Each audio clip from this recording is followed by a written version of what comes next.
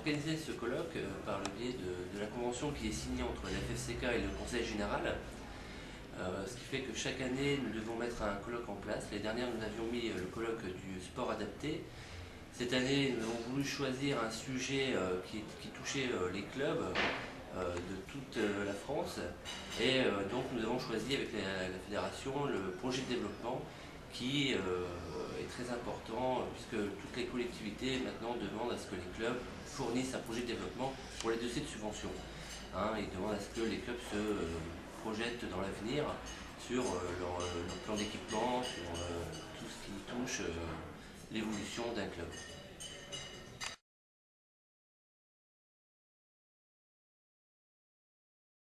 Alors le colloque s'adresse à tous les clubs, les comités départementaux, régionaux de toute la France qui doivent fournir un projet de développement. Donc ils sont venus ce week-end avoir des informations justement sur ça, comment ils peuvent faire. Et c'est grâce à aussi. Donc la fédération est venue animer ce colloque avec un partenaire Eden Club à qui ils ont fait ont demandé de préparer une maquette pour ce week-end et l'améliorer, pouvoir à rajouter des choses qui n'avaient pas pensé et que les clubs ont l'obligation de mettre dans leur dossier de subvention pour leur commune. Car chaque club et chaque commune a ses priorités.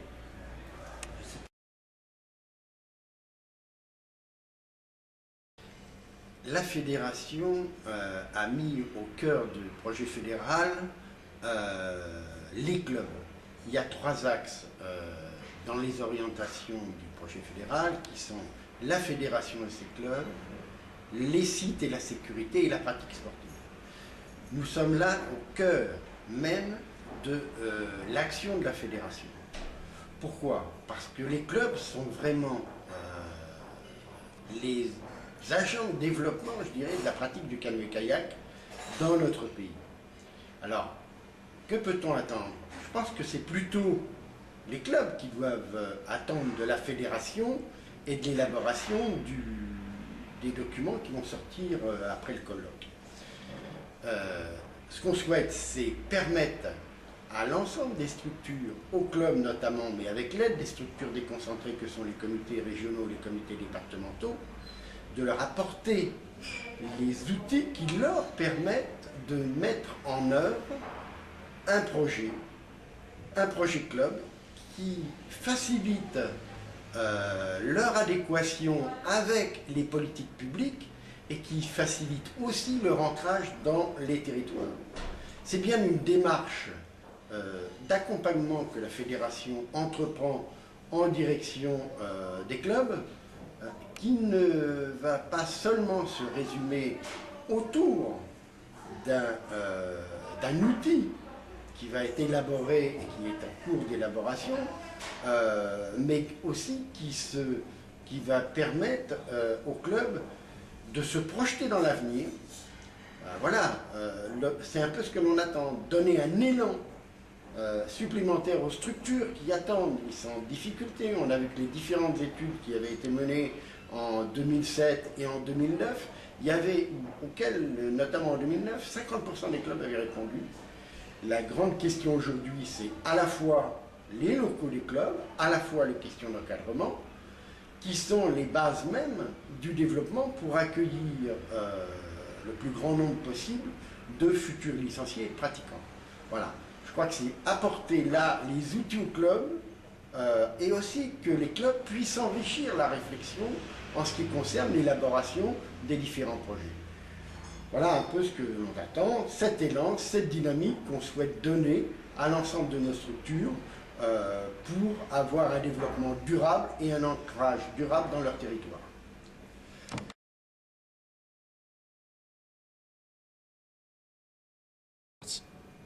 Là, ce projet, on a une grande variété de clubs dans notre fédération. Il y a des clubs, on évolue déjà en milieu rural, en milieu urbain, dans des sites montagnards, sur le littoral. Donc, variété en termes de territoire.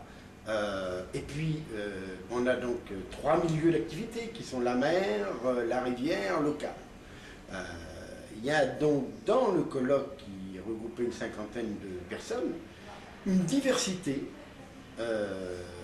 de structures, à la fois en termes de grandeur de la structure. On a des clubs qui ont plus de 200 adhérents, qui ont leurs problématiques particulières. Je pense notamment au club du Nord et du Pas-de-Calais, notamment, avec Saint-Laurent, avec Boulogne, qui ont déjà des structures bien assises, mais des clubs comme Walcan, qui sont en train de se développer, ou Valenciennes. Et puis on a des clubs du sud de la France et du centre de la France qui n'ont pas forcément les mêmes problématiques. Était présent sur le site le président du comité régional PACA, qui souhaite impulser à la fois le développement de la pratique dans le milieu montagnard, parce que les Hautes-Alpes c'est la montagne, et puis dans le Var et les Alpes-Maritimes, où c'est une autre pratique tournée vers la mer. Puis on a des clubs ruraux qui sont des petits clubs qui sont en difficulté, qui sont des clubs, une quarantaine de licenciés, et qui ont besoin d'un soutien. Donc l'ensemble du territoire est couvert dans la réflexion. C'était bien notre souci. Tout le monde n'a pas les mêmes problématiques qui se posent à eux. Et je crois qu'on a des clubs en milieu rural qui ont leurs propres problématiques et qui peuvent avoir leur propre projet de développement, qui n'est pas forcément le même sur un club du littoral ou sur un club de montagne. Voilà, une grande diversité des régions dans la participation au colloque.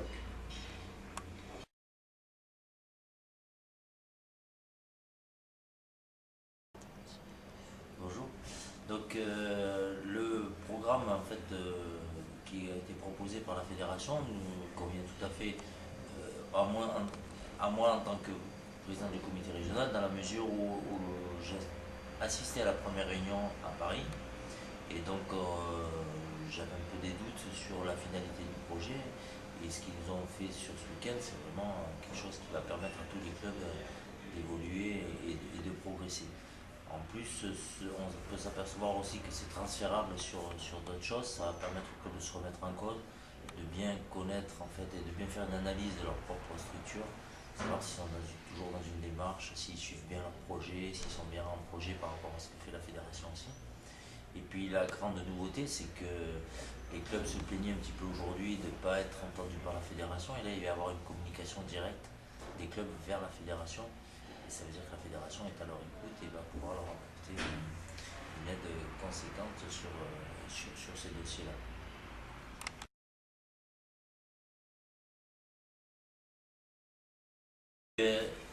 Les clubs ont bien pris conscience de l'enjeu de développer et de cet outil qui va leur permettre d'aider, de se développer. Le problème, c'est qu'aujourd'hui, on est un petit peu sur la Côte d'Azur, c'est très difficile de trouver des espaces. Et donc, c'est un outil qui va être apprécié, je pense, très grandement par les clubs.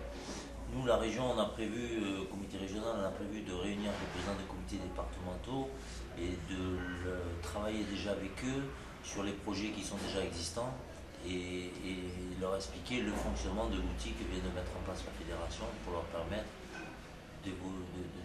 d'aider les clubs à progresser et trouver leur place dans le milieu associatif qui est en PACA, quoi.